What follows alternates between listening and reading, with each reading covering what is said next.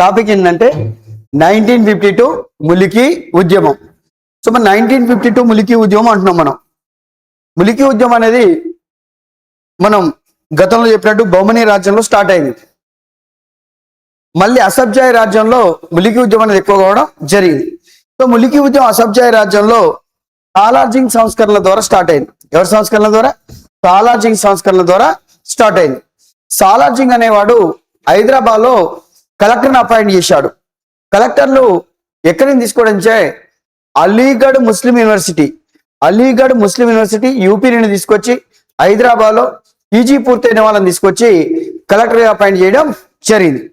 భారతదేశంలో కలెక్టర్ వ్యవస్థను ప్రవేశపెట్టిన వాడు వారన్ హేస్టింగ్ అయితే హైదరాబాద్ లో కలెక్టర్ వ్యవస్థను ప్రవేశపెట్టిన వాడు సాలార్జింగ్ 1.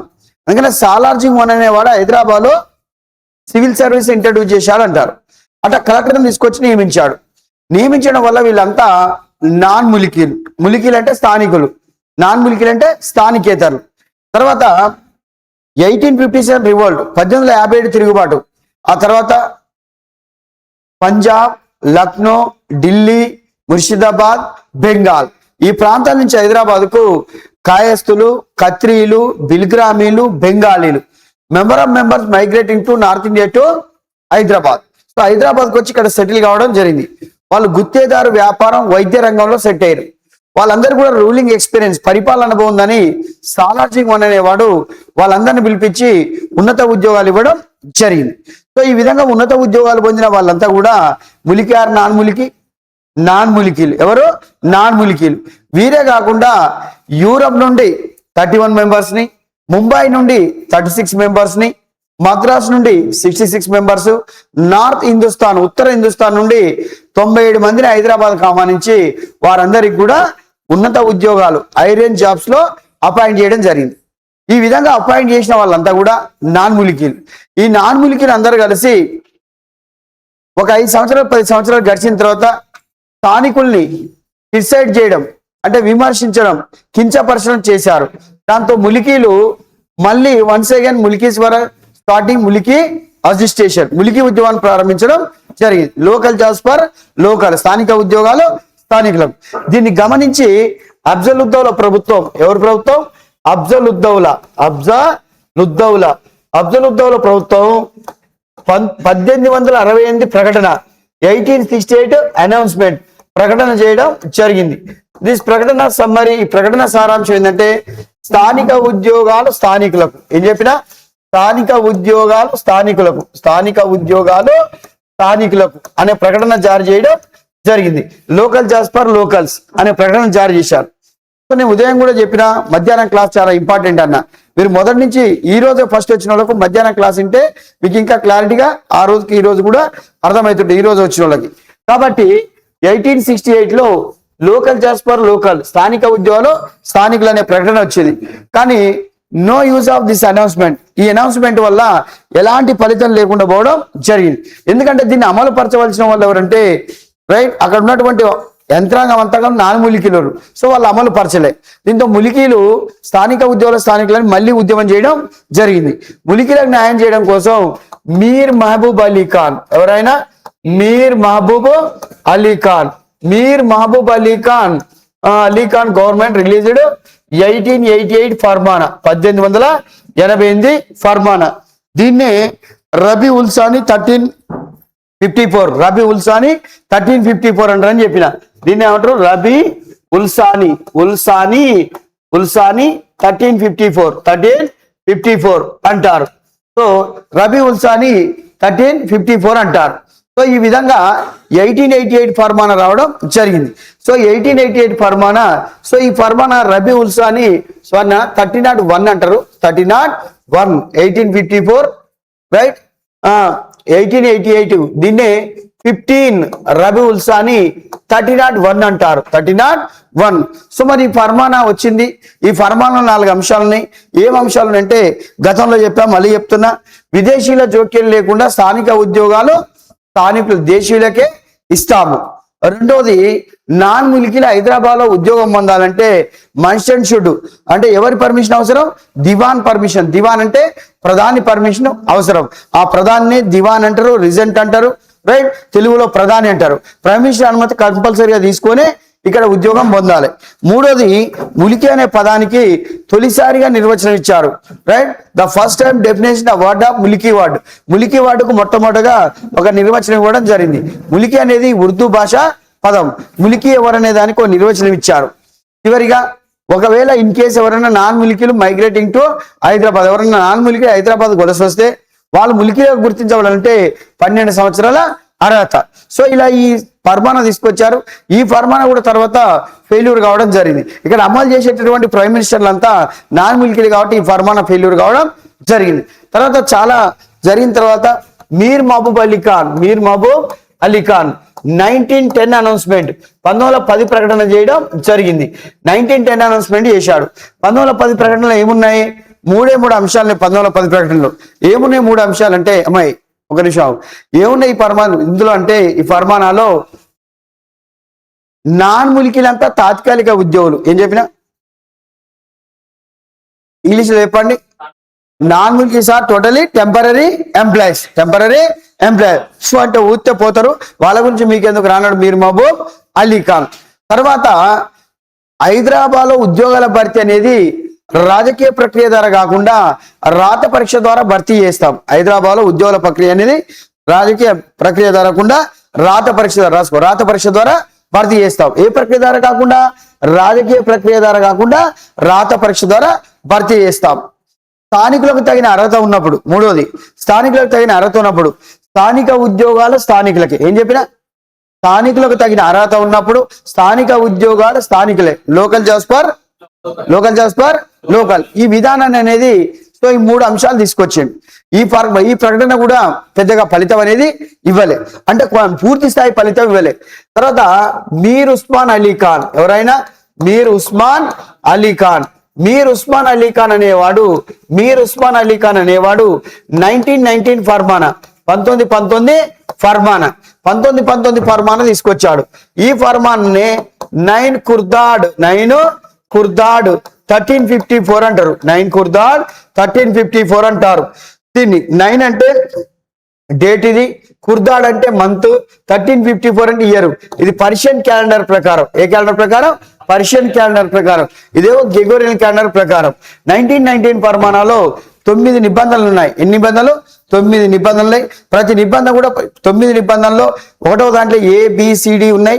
అవి ఏందో కూడా గతంలో మీకు నీట్గా చెప్పేసిన పరిస్థితి చూసారు. అంటే 9 నిబంధనల్లో ములికి అనే పదానికి విస్తృతమైన నిర్వచనం ఇవ్వడం జరిగింది. ములికి అనే పదానికి ఫస్ట్ డెఫినేషన్ ఇచ్చిన ఫర్మానా ఏంది? 1888 ఫర్మానా. లాంగ్ డెఫినేషన్ ఇచ్చింది 1919 ఫర్మానా. తర్వాత ఆఫ్టర్ మీర్ ఉస్మాన్ అలీ ఖాన్, ఇతడే మీర్ ఉస్మాన్ అలీ ఖాన్ 1933లో 1933 ఫర్మానా జారీ చేయడం జరిగింది. 1933 ఫర్మానా ఎందుకు జారీ చేశారంటే 1919 ఫర్మానా ఫెయిల్యూర్. ఈ ఫర్మానా ఫెయిల్యూర్ అయింది. ఫెయిల్యూర్ అయి మళ్ళీ నాన్ ములికీలంతా నియమించబడడం జరిగింది. ఇంకో పెద్ద బిగ్ మిస్టేక్ ఏంటంటే 1930లో కాన్సాబ్స్ రైట్ పంజాబ్ నుండి కాన్సాబ్ దేవర్ మైగ్రేటింగ్ టు పంజాబ్ టు హైదరాబాద్కి వచ్చిన వాళ్ళకి నేరుగా ఉన్నత ఉద్యోగాలు అపాయింట్ చేశాడు. ఎవరైనా మీర్ ఉస్మాన్ అలీ ఖాన్. దానిలో స్థానికులు తమ డైరెక్ట్ ఉద్యోగాలు కోల్పోయారు. కొద్దిమందికి ప్రమోషన్ లో ఉద్యోగాలు వస్తాయి, ఆ ఉద్యోగాలు కోల్పోయారు. 2 కోల్పోయారు కాబట్టి వీళ్ళంతా మళ్ళీ గోయింగ్ టు మిలికి అసిస్టేషన్. ముఖ్యంగా 1910 నుంచి 1918 మధ్య హైదరాబాద్ లో ములికి ఉద్యోగం అనేది తీవ్రంగా జరిగింది. Local jobs for local. దాంతో 1919 ఫర్మానా వచ్చింది. ఈ ఫర్మానా ఫెయిల్యూర్ అయింది.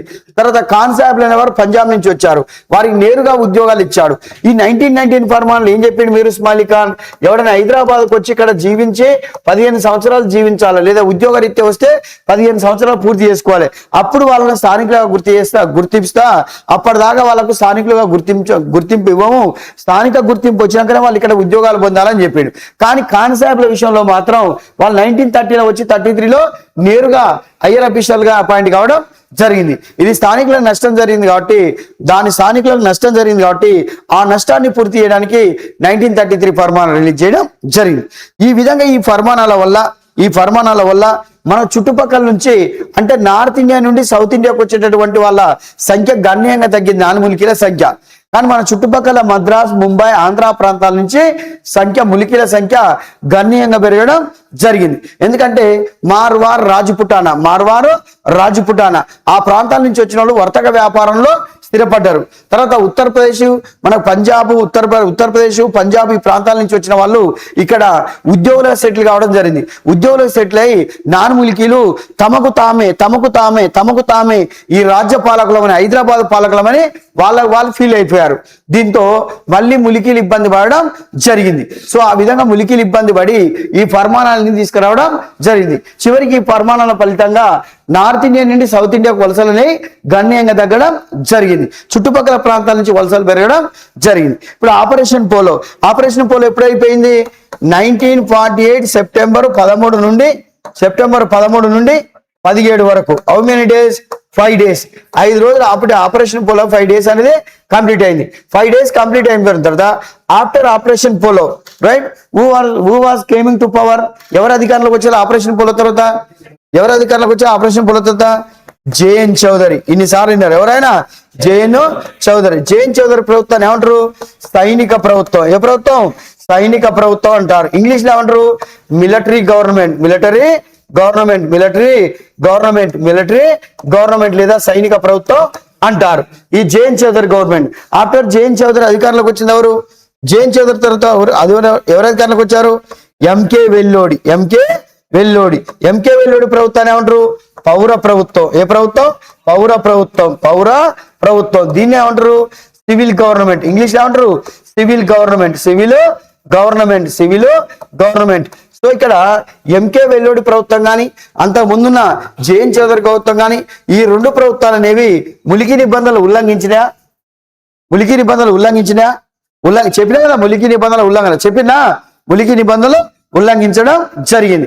అంటే స్థానికులకు నష్టపరిచే చర్యలు తీసుకోవడం జరిగింది.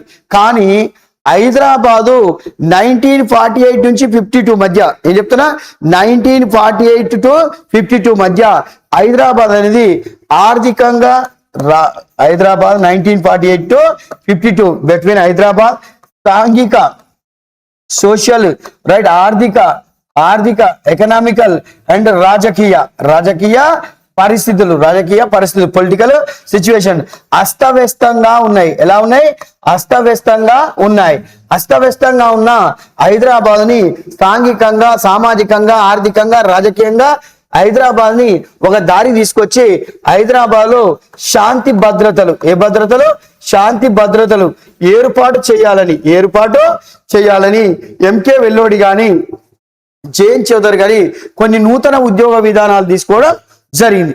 ఆ నూతన ఉద్యోగ విధానాల వల్ల నాన్ములికీలు అనేవారు హైదరాబాద్ లో మళ్ళీ అపాయింట్ చేయబడడం జరిగింది. ఏం చెప్పినా 1948 నుంచి 52 మధ్య హైదరాబాద్ ని సాంఘిక, ఆర్థిక, రాజకీయ పరిస్థితులు అస్తవ్యస్తంగా ఉన్నాయి. ఈ అస్తవ్యస్తంగా ఉన్న ఆర్థిక పరిస్థితిని సెటరేట్ చేసి హైదరాబాద్ ని ఆర్థికంగా, రాజకీయంగా, సామాజికంగా ఒక స్థితిలో నిలిపి హైదరాబాద్ లో శాంతి భద్రతలు ఏర్పాటు చేయాలని కొన్ని నూతన ఉద్యోగ విధానాలు అవలంబించారు. ఎవరెవరు? ఎంకే వెల్లోడి గాని, జేఎన్ చౌదరి గాని. దాని ద్వారా నాన్ములికీలంతా స్థానికంగా నియమించబడడం జరిగింది. మళ్ళీ ములికీ ఉద్యమం అనే తెరపైకి రావడం జరిగింది. ఏం చెప్పండి. 1948 నుండి 52 మధ్య హైదరాబాదు సామాజికంగా, ఆర్థికంగా, రాజకీయంగా అస్తవ్యస్త పరిస్థితులు ఉన్నాయి. ఈ పరిస్థితులు సెటరేట్ చేసి హైదరాబాద్ లో ఏం ఏర్పాటు చేయాలి?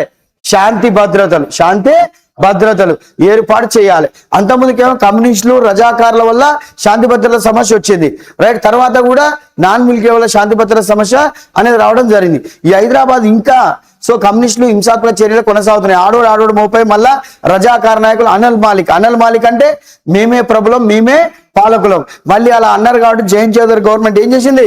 27,000 నుంచి 40,000 మందిని చంపేసింది ఎంఐఎం కార్యకర్తల. సో ఈ విధానం అంతా చూసి హైదరాబాద్ ని సాంఘికంగా, ఆర్థికంగా, రాజకీయంగా సెటరేట్ చేయాలని చెప్పి కొన్ని నూతన ఉద్యోగ విధానాలు తీసుకురావడం జరిగింది.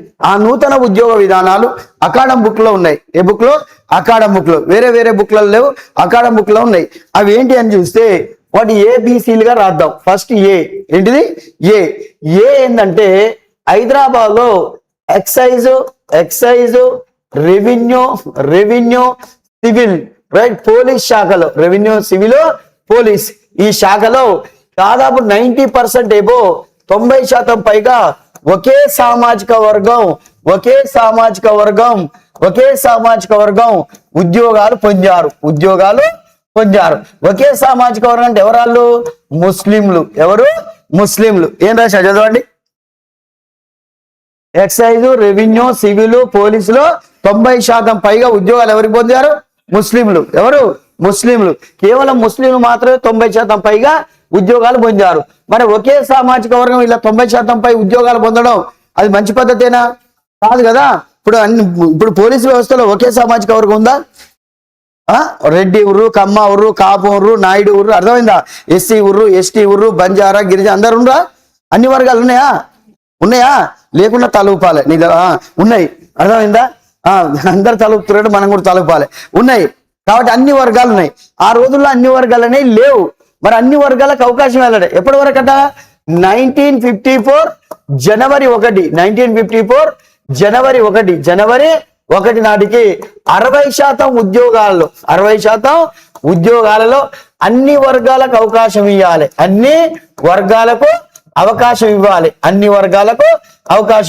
మరి అన్ని వర్గాలకు అవకాశం ఇవ్వాలంటే తెలంగాణలో అన్ని వర్గాలు ఉన్నాయి. బహుజన వర్గాలు చాలా వర్గాలు ఉన్నాయి తెలంగాణలో. ఆంధ్ర కన్నా కులాలు ఎక్కువ ఉన్నాయి. ఈ బోర్డు మీద 3 సార్లు రాస్తే కూడా బోర్డు నింతది. అన్ని కులాలు ఉన్నాయి తెలంగాణలో. మరి ఇన్ని కులాలు ఉన్నాయి తెలంగాణలో. మరి మన కాడ ఎడ్యుకేషన్ ఉందా? లేదు. మన కాడ ఎడ్యుకేషన్ లేకనే కదా మన కాడ పాటలన్నీ ఏమొచ్చినాయి? పల్లెటూరు పిల్లగాడ పసలగా సేమోనగా పాలు మరిచి ఎన్నాళ్ళయిందో, ఓ పాల బుగ్గల చితగాడ కొలువు కుదిరి ఎన్నాళ్ళయిందో. రైట్. మార్నింగ్ క్లాస్ చెప్పినట్టు నా చిట్టి చేతులు చక్కని రాతలు నేర్వలేదయ్యో, నా సంకర మేడి తసాలిరు వాళ్ళు దున్ని నానయ్యో. మన పరిస్థితి ఉంది కాబట్టి సో మరి 60% ఉద్యోగాలు అందరు ఉండాలంటే మరి మన కాడ చదువు అసలు SI, constable, excise, civil, police ఉద్యోగాలు అంత అర్హత, క్వాలిఫికేషన్, ఎడ్యుకేషన్ మన కాడ లేదు. లేకుంటే ఏం చేయాలి? పక్క నుంచి ఆయన తీసుకొచ్చి నియమించాలి. పక్క నుంచి అంటే ఎక్కడి నుంచి తీసుకొచ్చారు? Mumbai, Madras, central province, Andhra. ఏం చెప్పినా? Mumbai, Madras, central province, Andhra. మళ్ళీ ఏం చెప్పండి? Mumbai, Madras, central province, Andhra. అక్కడి నుంచి తీసుకొచ్చి ఇక్కడ అందరిని అపాయింట్ చేయడం జరిగింది. ఎప్పుడైతే ఇక్కడ అందరిని అపాయింట్ చేశారో వాళ్ళంతా ములికారు నాన్ ములికి మళ్ళీ చెప్పారు. ములికారు నాన్ ములికి అంటే మన ఉద్యోగాలు ఎవరు పొందారు? నాన్ ములికీలు పొందారు. కానీ ఇక్కడ చేయవలసిన పని ఏంటంటే టైం బాండ్ పెట్టవలసి ఉండే. టైం బాండ్ పెట్టి ఇప్పుడు నాన్ ములికీలకు మీకు ఉద్యోగం ఇచ్చాం. ఓ 2 సంవత్సరాలు 3 సంవత్సరాలు చేసిన తర్వాత మీ జాగాలకు మీరు వెళ్ళిపోవాలి. ఎందుకంటే ఆల్రెడీ మా పిల్లలు ఇప్పుడు 10th చదువుతారు తెలంగాణలో. రేపు ఇంటర్మీడియట్ 500 మంది వస్తారు. డిగ్రీ 1000 మంది వస్తారు. మళ్ళా సంవత్సరం ఇంటర్మీడియట్ 1000 మంది వస్తారు. మళ్ళా సంవత్సరం 2000 మంది వస్తారు. అంటే మా పిల్లలకు మా ఉద్యోగాలు మా పిల్లలకి ఇచ్చుకుంటాం. తర్వాత మీరు వెళ్ళిపోతాని ఒక టైం బాండ్ పెడితే అయిపోయేది. కానీ ఏ గవర్నమెంట్ కూడా నిర్లక్ష్యం చేసింది. ఆ టైం బాండ్ అని పెట్టలే. ఇప్పుడు జైన్ చౌదరోడు వెస్ట్ బెంగాల్ వాడు, ఎంకే వెళ్ళాడు కేరళ వాడు. కేరళ వాడు. తర్వాత మన ముఖ్యమంత్రి బూర్గుల రామకృష్ణరావు మన మహబూబ్నగర్ మన తెలంగాణ కానీ పరిస్థితులు అప్పటికే చేదాటిపోవడం జరిగింది. అర్థమైందా? ఇప్పుడు మీరు ఎట్లా అనుకుంటారంటే నోటిఫికేషన్ రాస్తాకే చదవాలి, ఎరగదీయాలి, బూట్ అని వస్తారు. వచ్చి 2 రోజులు 3 రోజులు కూర్చుంటారు. ఉదయం వస్తే మధ్యాహ్నం రారు, మధ్యాహ్నం వస్తే ఉదయం రారు, అటు ఇటు పోతారు. నోటిఫికేషన్ రాగానే 2 చేతులు ఎత్తారు. ఇక మనగాడు చదువుతామని అయిపోయా. లేపుతుంది ఏముంది? అయిపోయా. ఇక నీకు అసలు నువ్వు అనుకున్న లక్ష్యమే అయిపోయినట్టు. అది రెగ్యులారిటీ. మనం ఎంత రెగ్యులర్ ఉంటే అంత సక్సెస్ తప్ప ఇంకోటి కాదు. మనం ఎట్టున్నామో ఇక్కడ కూడా ఏంటంటే ప్రభుత్వాలు చేతులు ఎత్తేసే పరిస్థితి మనకు కనపడడం జరిగింది. నెక్స్ట్ ఇది ఒకటి. రెండోది బి. మీరే చెప్తారు. జైన్ చౌదరి కానీ హైదరాబాద్ లో ఎంకే వెళ్ళాడు కానీ హైదరాబాద్ ఏ భాష ప్రవేశపెట్టారు?